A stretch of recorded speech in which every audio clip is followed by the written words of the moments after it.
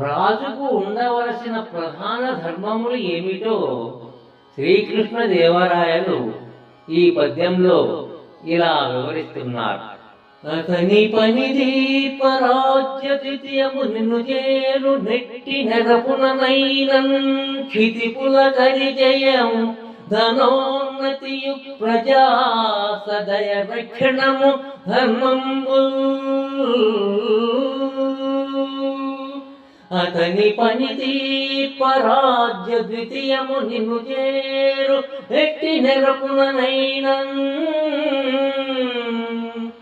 క్షితిపుల కరిజయము ధనోన్నతియు ప్రజా సదయ రక్షణము ధర్మంబు.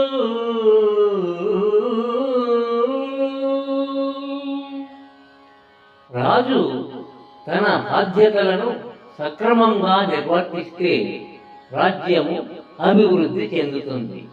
రాజు యొక్క ముఖ్యమైన ధర్మాలు ఏవంటే శత్రువులపై విజయము, రాజ్య ధన సంపదను పెంపొందించడం, ప్రజలను దయతో రక్షించడం. ఈ పద్యము నేటి పాలకులకు కూడా వర్తించే అద్భుతమైన రాజనీతి పద్యం.